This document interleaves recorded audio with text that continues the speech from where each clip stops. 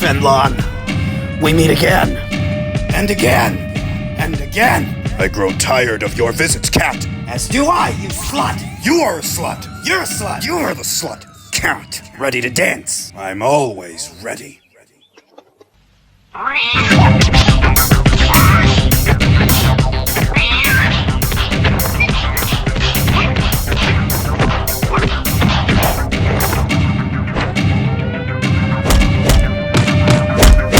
Fenlongo, I've missed our chats. You shut up and fight.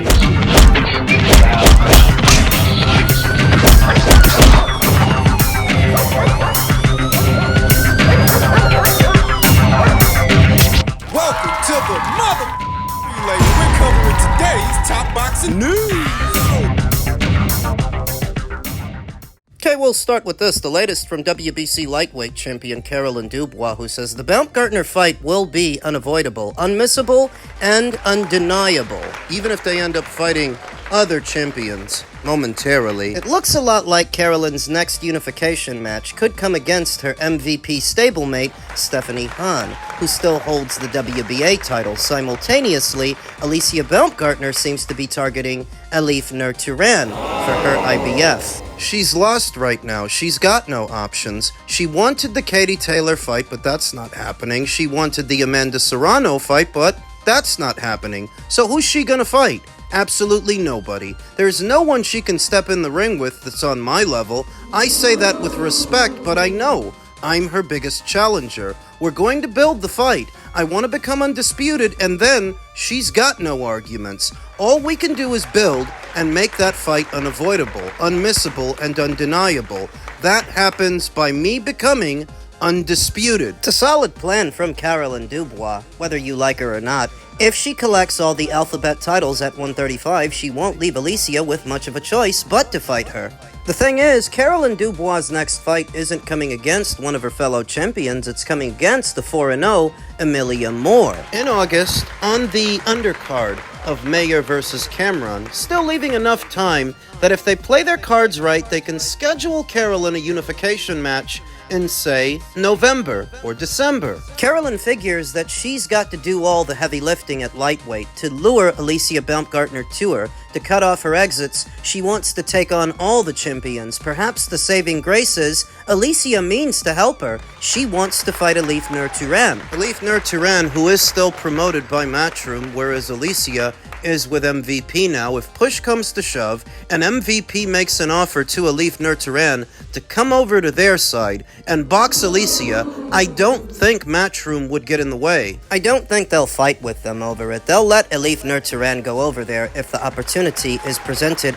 and perhaps before the end of this year, it will be. Alicia initially prioritized fights with the likes of Amanda Serrano and Katie Taylor that were never likely to happen, though at the same time, at this stage in her career, it would make sense to pursue those names. Because that's where she's at. You know, those are the kind of fights that she should be looking for and should be looking at, though alas, they're not going to happen.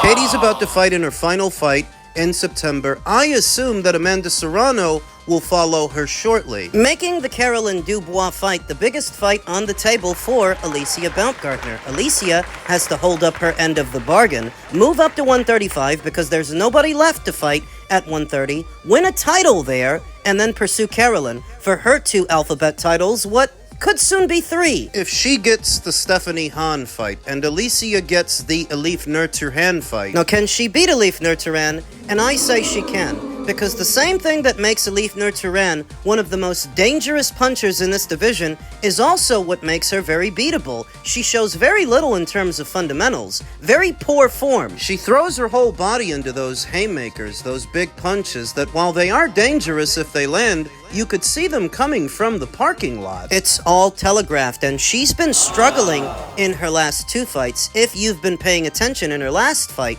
with Gabriela Tellez, Gabriela landed some really good counters, and she's nowhere near as experienced or as athletic as in Alicia Baumgardner, so there is a lot there for Alicia to exploit, and I think She can win that fight. she can beat Elif Nurtaran, bobbing and weaving under the sweeping hooks, then coming over the top with counters, hard counters. She'll be stronger at 135 pounds, more invigorated, more refreshed, like what you see from Michaela Mayer. You see how Michaela's stronger now that she's allowed her body to fill out at 147 and 154? It'll be the same for Alicia at 135. Not having to cut that extra 5, she might start knocking people out again. I like her chances against Elif Nurtaran en route to the Caroline Dubois fight. The Caroline Dubois fight, however, I think will be a bit harder to win. Something to look for in the coming calendar year, because it's not going to happen this one. Elsewhere in the world of boxing, Pacquiao Promotions CEO claims $5 million remains owed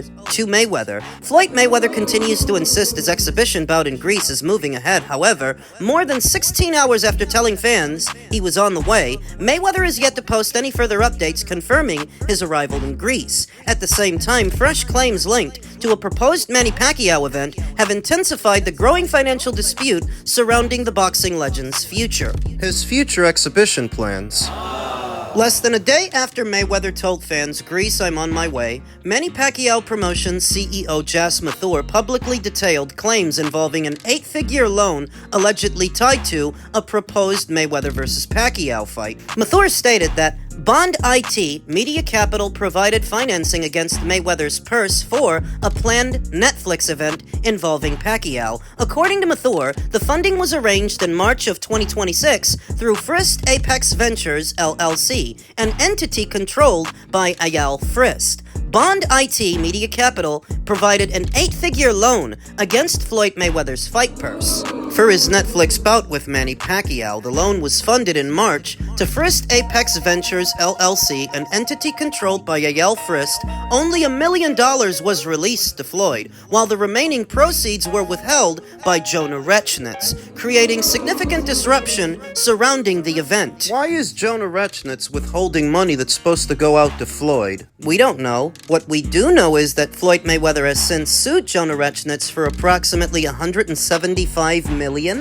The situation is, so long as that money went out, whether it all went out to Floyd or a sizable portion of it went to Jonah Rechnitz, either way it went out. You've already borrowed against your fight purse for Manny, so you have to fight him, or give the money back. Can he fight him? That's what else remains unclear, as Floyd Mayweather seems to have attempted to double dip, likely to make more money from the same fight. CSI Fight Sports was supposed to be representing him. Then he goes ahead and involves a third party. The article continues, although Ever Wonder was repaid its initial advance, as of today, more than $5 million remains outstanding for Floyd to receive from Frist Apex Ventures, Jonah Rechnitz, and Ayal Frist. The claims represent the latest public development in a controversy that has become increasingly visible in recent weeks. Previous filings and legal actions have already drawn attention to business arrangements connected to proposed Mayweather events involving both Manny Pacquiao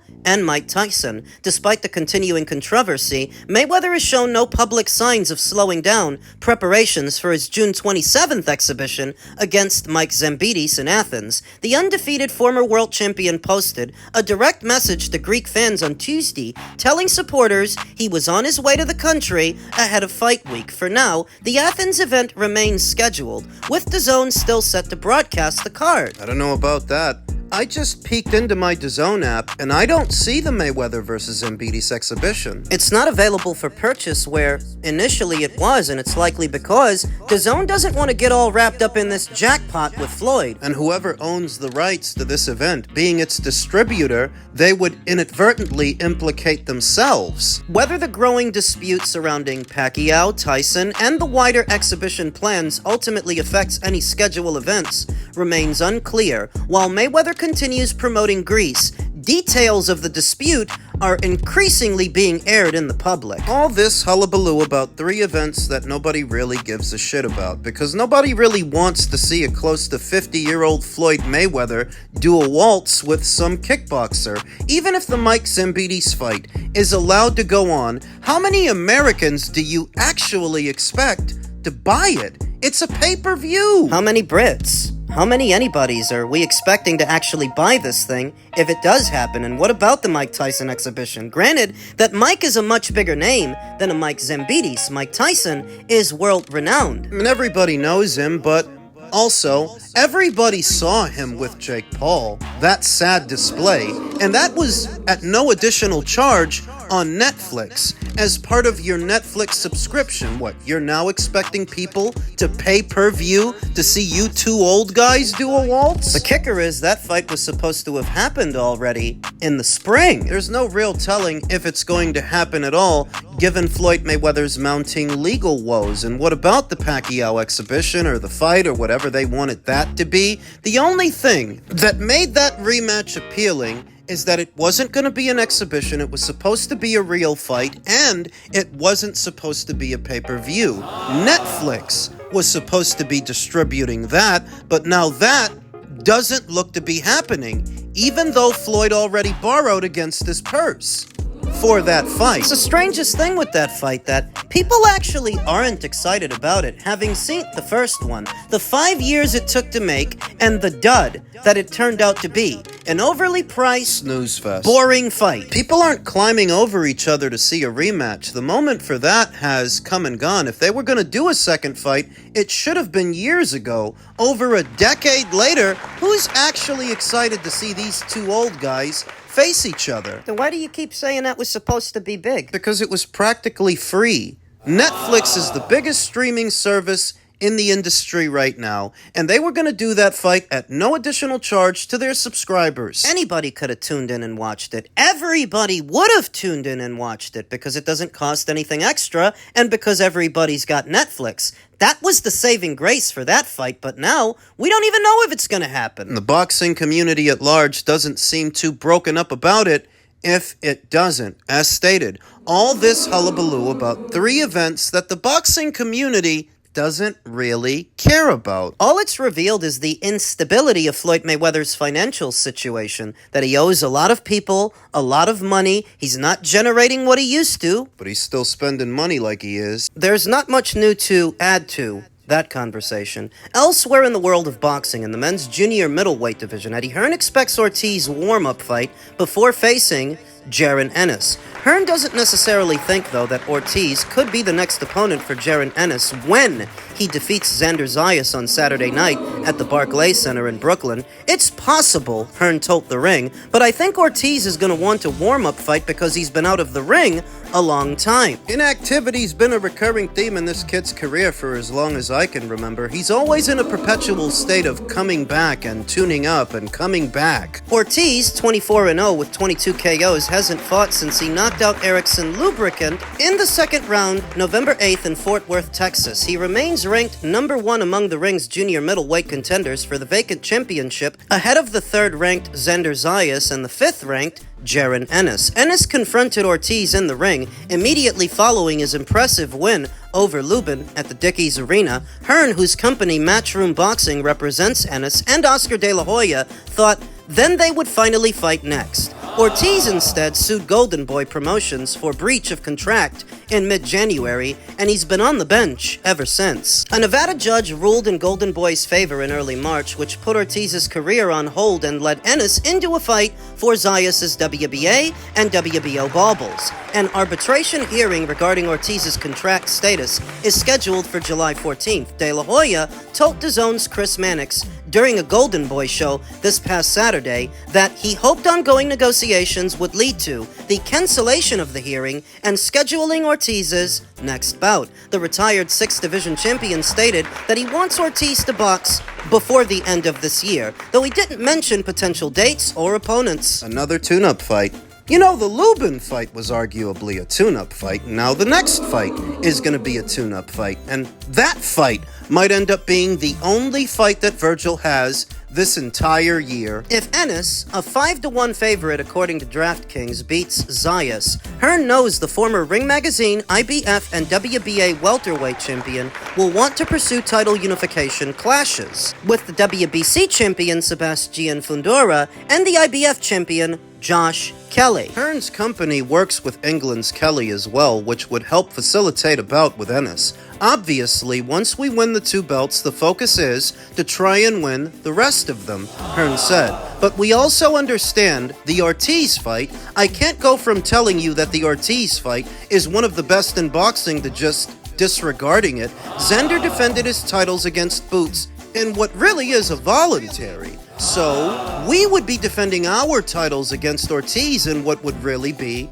a voluntary. It's not about, well, we want a better split. No, it's a great fight, and I think it's inevitable that you will see Boots versus Ortiz. Ortiz is a phenomenal fighter. You want to then go and win the other belts, so it's a matter of fitting it all in, but you will only see Boots in big fights, i.e., you will only see him if you pay per view. Zayas, a native Puerto Rican from Sunrise, Florida, and Philadelphia's Ennis will headline a card DAZN will stream to subscribers of its Ultimate Plan, $49.99 monthly in the United States, or £24 in the United Kingdom. The show is also available via DAZN pay-per-view to non-subscribers at $74.99 in the US and £25 in the UK. When Virgil returns, presumably in a tune-up fight, and presumably in the fall. Right. What are we looking at?